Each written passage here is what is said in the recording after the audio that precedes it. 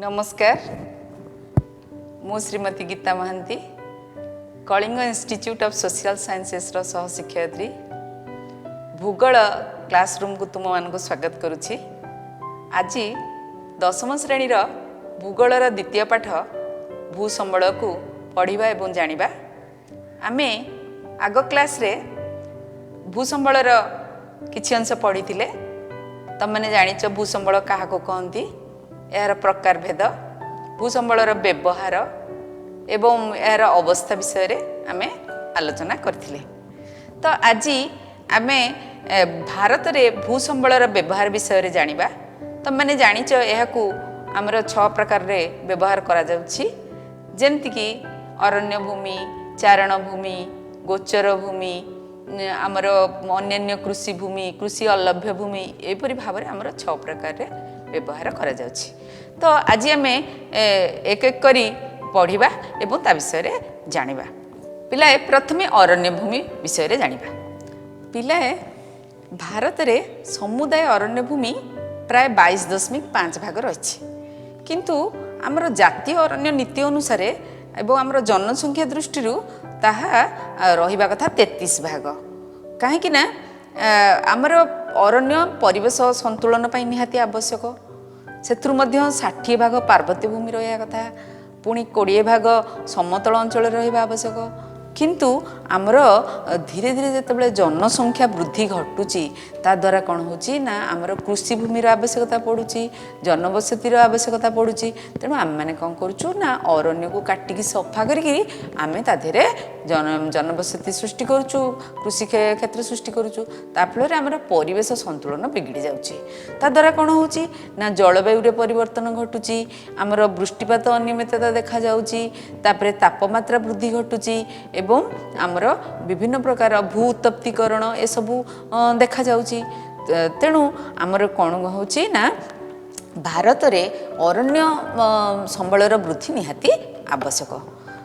भारतर समुदाय भूसंबलर परिमाण समग्र पृथ्वीर भूसंबलर प्राय 2.4 भाग। माने आमर जेतिकी भूसंबल अच्छी पृथ्वी रे जेते भूसंबल अच्छी तार मात्र 2.4 भाग भारत रे अच्छी। भारतर किंतु जनसंख्या पृथ्वी जनसंख्यार 16 भाग प्राय।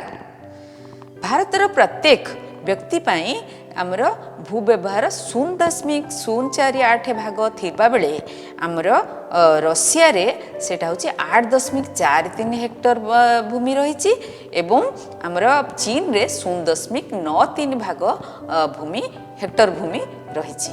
भारत जेहेतु आमर जनसंख्या बहुत बेसी, तेणु आमर से अनुसार आमर भूसंबल परिमाण बहुत कम रही। से हिसाब रे आमर अंडमान निकोबर आउ अरुणाचल प्रदेश रे सर्वाधिक अरण्य देखा जायछि। सेठी 80 भाग अरण्य रही।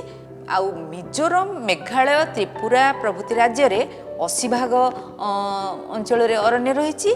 आउ मध्य प्रदेश, ओडिशा, केरल, आंध्र प्रदेश, हिमाचल प्रदेश रे मात्र 20 रु 40 भाग रे अरण्य रही एवं अवशिष्ट राज्य रे 20 भाग रु भी कम स्थान रे अरण्य रही। ताले पिला माने अरण्य क्षयर मुख्य कारण कौन, अरण्य क्षय काहेकि हुए? प्रथम है कौन ना जनसंख्या। जेहेतु जनसंख्या वृद्धि घटुची तेणु आमर जनबसति मध्य वृद्धि पाउची। जनबसति वृद्धि पाइबारु आमर नगरीकरण वृद्धि पाउची। आमर नगरीकरण माने कौन माने अधिक नगर सृष्टि होगा, सहरांचल सृष्टि होगा।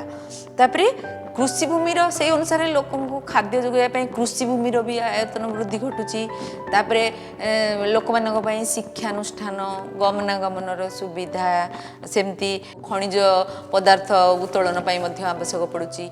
ता छड़ा प्राकृतिक विपर्यय आउ मानवीय कार्य जोगु मध्य माने धर तमर कौन है ना झड़ बतास है कि किछि प्राकृतिक बन्या है से मध्य अरण्य नष्ट होची, गछ सब झड़ बतास भांगी पड़ुची। तमर अरण्य रे निया लगी गले अरण्य नष्ट होची।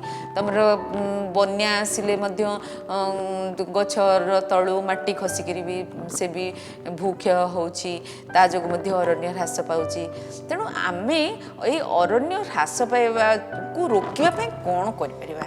आमे ए अरण्य क्षय को रोकिबा पई आमे କ'ଣ କରିପାରିବା। ଭାରତ ସରକାର ସେଥିପାଇଁ କେତେ ଗୁଡ଼ିଏ ପଦକ୍ଷେପ ଗ୍ରହଣ କରିଛନ୍ତି। ସେଗୁଡ଼ିକ ହେଲା ସାମାଜିକ ବନୀକରଣ, କୃଷି କ୍ଷେତ୍ରୀୟ ବନୀକରଣ, ପୁନଃ ବନୀକରଣ, ଅରଣ୍ୟ ସଂରକ୍ଷଣ, ଜଳଛାୟା ନିର୍ମାଣ ଇତ୍ୟାଦି। ପିଲେ ସାମାଜିକ ବନୀକରଣ କ'ଣ ଆମେ ଜାଣିବା ପାଇଁ ତୁମେ ଜାଣିଥିବ ପ୍ରତିବର୍ଷ ଜୁନ୍ 5 ତାରିଖରେ ଆମର ବନ ମହୋତ୍ସବ ଦିବସ ପାଳନ ହୁଏ। ସବୁଆଡ଼େ ଗଛ ଲଗା ହୁଏ। ତୁମର ଜିଲ୍ଲାମାନଙ୍କରେ ମଧ୍ୟ ଯାଇକି ଆମେ ଗଛ ଲଗେଇଥାଉ। ତୁମେମାନେ ଏଇଟା ଜାଣିଛ। ତାକୁ ସେଗୁଡ଼ିକ ହେଲା ସାମାଜିକ ବନୀକରଣ। କୃଷି କ୍ଷେତ୍ରୀୟ ବନୀକରଣ କ'ଣ? ଯେମିତିକି କୃଷି କ୍ଷେତ୍ରରେ ହିଡ଼ରେ ଆମର ବିଭିନ୍ନ ପ୍ରକାର ଗଛ ଲଗେଇବା କିମ୍ବା ଆମର କୃଷି କ୍ଷେତ୍ରର ନିକଟରେ ଅନ୍ୟାନ୍ୟ କିଛି ବଡ଼ ବଡ଼ ଗଛ ଲଗେଇବା, ଏସବୁ କୃଷି କ୍ଷେତ୍ରୀୟ ବନୀକରଣ। ପୁନଃ ବନୀକରଣ, ଧର ଗୋଟେ ଜଙ୍ଗଲ ନଷ୍ଟ ହେଲା ତ ସେଠି ପୁନଃ ଜଙ୍ଗଲ ସୃଷ୍ଟି କରିବା, ଏସବୁ ହେଉଛି ପୁନଃ ବନୀକରଣ। ତା ଛଡ଼ା ଅରଣ୍ୟକୁ ସଂରକ୍ଷଣ କରିବା ବା ଯେମିତି ଅରଣ୍ୟ ବେଶୀ ନଷ୍ଟ ନ ହୁଏ ସେକୁ ସଂରକ୍ଷଣ କରିବା। ତାପରେ ଜଳଛାୟା ନିର୍ମାଣ, ଆମର ସହରାଞ୍ଚଳରେ ସବୁ ବିଭିନ୍ନ ପାର୍କ ରହିଛି, ଏସବୁ ଇତ୍ୟାଦି ଆମର ଅରଣ୍ୟ କ୍ଷୟ ରୋକିବା ପାଇଁ ପଦକ୍ଷେପ ସରକାରଙ୍କ ତରଫରୁ ନିଆଯାଇଛି। ତାପରେ ଏ ଗଲା ସବୁ ଅରଣ୍ୟ ଭୂମି ବିଷୟରେ। ଏବେ ଆମେ ଜାଣିବା ଚାରଣ ଓ ଗୋଚର ଭୂମି। ଚାରଣ ମାନେ କ'ଣ? ଯେଉଁଥିରେ ଗୋରୁ ଚରନ୍ତି। ତାପରେ ଗୋଚର ଭୂମି କ'ଣ? ନା ଯେଉଁ ଭୂମି ବହୁତ ବର୍ଷ ଧରିକି ସେମିତି ପଡ଼ିଥାଏ, ଯେଉଁଥିରେ କି କୌଣସି କୃଷି କାର୍ଯ୍ୟ ବା କିଛି କାମ ହେଉନଥାଏ। ତାହେଲେ ଭାରତର ସମୁଦାୟ କ୍ଷେତ୍ରଫଳର 4 ଭୂମି ହେଉଛି, ଶତକଡ଼ା 4 ଭୂମି ହେଉଛି ଚାରଣ ଭୂମି। ଆଉ ଭାରତରେ କିନ୍ତୁ ନିର୍ଦ୍ଦିଷ୍ଟ ଭାବରେ ସେମିତି କିଛି ଚାରଣ ଭୂମି ନାହିଁ। ଆମେ ଗୋରୁ ଚରିବା ପାଇଁ ସେମିତି ନିର୍ଦ୍ଦିଷ୍ଟ ଚାରଣ ଭୂମି ରଖିଛେ କି? ନାହିଁ। ଆମେ କ'ଣ କରୁଛୁ, ବେଳେବେଳେ ମଧ୍ୟ କୃଷି ଭୂମିକୁ ବି ମଧ୍ୟ ଚାରଣ ଭୂମି ଭାବରେ ବ୍ୟବହାର କରିଦେଉଛେ। ବେଳେବେଳେ ଅନେକ ଗ୍ରାମରେ କ'ଣ ହେଉଛି ନା ଗୋଚର ଭୂମି, କୃଷି ଭୂମିକୁ ଗୋଚର ଭୂମି ବା ଚାରଣ ଭୂମି ଭାବରେ ବ୍ୟବହାର କରିଦେଉଛନ୍ତି। ତାପରେ ସେଥିରେ ଗୃହ ଅନୁଷ୍ଠାନ, ସ୍ୱାସ୍ଥ୍ୟ ଅନୁଷ୍ଠାନ ମଧ୍ୟ ତିଆରି କରିଦେଉଛନ୍ତି। ତେଣୁ ଆମର ଗୋଚର ଭୂମିକି ଏମିତି ଅନ୍ୟାନ୍ୟ ବ୍ୟବହାର କରାଯାଉଛି। ହିମାଳୟ ପାର୍ବତ୍ୟାଞ୍ଚଳରେ ଆଉ ହିମାଳୟ ପାଦଦେଶରେ କେବଳ କେତେକ ପରିମାଣର ଚାରଣ ଭୂମି ଦେଖାଯାଏ। ତା'ର କାରଣ କ'ଣ? ନା ସେଠି ଲୋକମାନଙ୍କର ମୁଖ୍ୟ ଜୀବିକା ହେଉଛି ପଶୁପାଳନ। ତେଣୁ ସେମାନେ କ'ଣ କରନ୍ତି ନା ତାଙ୍କର ପଶୁ ଚରେଇବା ପାଇଁ ମୁଖ୍ୟତଃ ଚାରଣ ଭୂମି ରଖିଥାନ୍ତି। ସେଥିପାଇଁ କ'ଣ ହୋଇଛି ନା ଆମର ଭାରତର ହିମାଚଳ ପ୍ରଦେଶରେ ସର୍ବାଧିକ ଚାରଣ ଭୂମି ଦେଖାଯାଏ। ଏଥିରେ ମୁଖ୍ୟତଃ ପଶୁପାଳନ ଇତ୍ୟାଦି କରାଯାଇଥାଏ। ଏ ଗଲା ଆମର ଚାରଣ ଆଉ ଗୋଚର ଭୂମି ବିଷୟରେ। ଗୋଚର ଭୂମି କ'ଣ କହିଲି ତୁମକୁ? ନା ଯେଉଁ ଭୂମିରେ ଅନେକ ଦିନ ଧରି କୌଣସି କୃଷି କାର୍ଯ୍ୟ ହେଇନଥାଏ। ତାପରେ ଆସିବା ଆମେ କୃଷି ଭୂମିକୁ। ତୁମେମାନେ ଜାଣିଛ ଭାରତ ଏକ କୃଷି ପ୍ରଧାନ ଦେଶ, ଯେଉଁଥିରେ କି 2/3 ଲୋକ କୃଷି ଉପରେ ନିର୍ଭର କରି ଚଳିଥାନ୍ତି। ତେଣୁ କୃଷି ଭୂମିର ବହୁତ ବେଶୀ ଆମର ପ୍ରାଧାନ୍ୟ ଦିଆଯାଇଥାଏ। ଦେଶର ସମୁଦାୟ କ୍ଷେତ୍ରଫଳର ଅର୍ଦ୍ଧାଧିକ ଭୂମିରେ ବିଭିନ୍ନ ପ୍ରକାର ଖାଦ୍ୟଶସ୍ୟ, ଫଳ, ପନିପରିବା ବଗିଚା, ଅର୍ଥକାରୀ ଫସଲ ଇତ୍ୟାଦି କରାଯାଇଥାଏ। ଏହା ଯଦିଓ ପୃଥିବୀର ଅନ୍ୟାନ୍ୟ ଦେଶ ତୁଳନାରେ ଯଥେଷ୍ଟ ଅଧିକ, କିନ୍ତୁ ଆମର ଯେହେତୁ ଜନସଂଖ୍ୟା ବହୁତ ବେଶୀ ଏବଂ ଦ୍ରୁତ ଗତିରେ ବୃଦ୍ଧି ପାଉଛି, ସେଥିପାଇଁ ଆମର କ'ଣ ହେଉଛି ନା ମୁଣ୍ଡ ପିଛା ଚାଷ ଜମି ହ୍ରାସ ଘଟୁଛି। ସେଥିପାଇଁ ଆମର ରଷିଆ ତୁଳନାରେ ହେଲା କି ଚୀନ ତୁଳନାରେ ହେଲା ଆମର ମୁଣ୍ଡ ପିଛା କୃଷି ଭୂମି ବହୁତ କମ୍, ଯେଉଁଟାକି 0.48 ହେକ୍ଟର।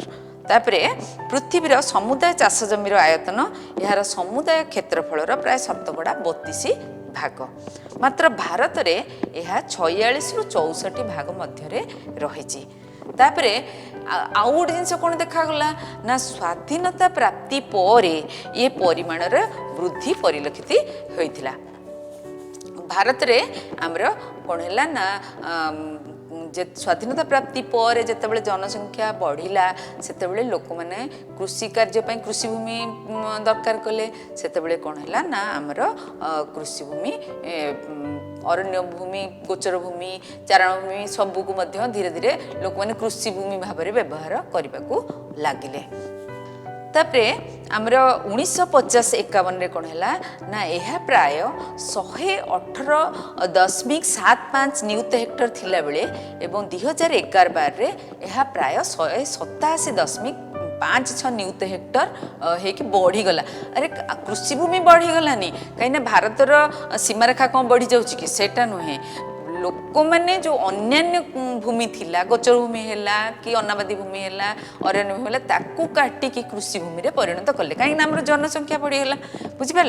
तो भारत में गंगा गोदावरी ब्रह्मपुत्र महानदी कृष्णा कावेरी ताप्ती प्रभृति नदी उपत्यका गुड़िक पूर्व पश्चिम समुद्र उपकूलवर्ती समतल क्षेत्र में कृषि कार्य अधिक मात्रा करागला। आउ पार्वती और मालभूमि अंचल में शुष्क कृषि भूमि सृष्टि करागला आउ सोपान कृषि रोपण कृषि इत्यादि करागला। ओडिशा आसाम छत्तीसगढ़ इत्यादि अंचल में अरण्य को पोड़िकी किछि लोक मैंने पोड़ू चाष कले ताकू अन्य जगह अन्य नाम स्थानित ताकू अभिहित करागला। तो आम मैंने आज कृषि भूमि विषय अरण्य भूमि विषय चारण गोचर भूमि विषय आम जानिले। तो आम से उपरे किछि प्रश्न करवा तुम मैंने लेख प्रश्न गुड़िक एबे प्रश्न नंबर 1 रे प्रत्येक प्रश्न तले दिया जाइथिबा 4 गोटी विकल्प मध्यरु सठिक उत्तरटी बाछि लिखिबा। भारतर शतकड़ा केते भाग चारण और गोचर भूमि पई उद्दिष्ट 1 रे 2 नंबर हैला 3 थर्ड है 4 4 है 5 एमती ता भितर को गोटिक देशर समुदाय भूमिर शतकड़ा केते अंश अरण्य पई संरक्षित रहिबा उचित। 1 रे 22.5 2 रे 30 3 रे 33 और 4 रे 40। भारतर समुदाय भू आयतन शतकड़ा केते भाग पार्वत्य भूमि 1 रे 23 2 रे 27 3 रे 33 4 रे 43। भारतर केउं प्राकृतिक अंचल अर्थनीतिर मेरुदंड रूपे विवेचित होइछि 1 रे समतल भूमि 2 मालभूमि 3 पार्वत्य भूमि 4 उपकूलवर्ती अंचल। सेमती 5 नंबर केउं प्रक्रियाटी अरण्यक्षय फल होई न थाए जलवायु रे परिवर्तन वृष्टिपातर अनियमितता तापमात्रा रे वृद्धि जनसंख्या वृद्धि। एबे 2 नंबर को आसीबा गोटिए वाक्य रे प्रकाश कर। चारण और गोचर भूमि 2 रे पुनः वनीकरण 3 रे पोड़ू चाष 4 रे कृषि क्षेत्रीय वनीकरण 5 रे मालभूमि। तापर क्वेश्चन स्तंभ मिलन कर। क स्तंभ कृषि भूमि अरण्य भूमि चारण और गोचर भूमि पार्वत्य भूमि आउ समतल भूमि आउ ख स्तंभ रे 8 भाग 4 भाग 55 भाग 22 भाग 43 भाग 30 भाग। आशा करुच्ची तुम मैंने या भल भाव बुझी। धन्यवाद।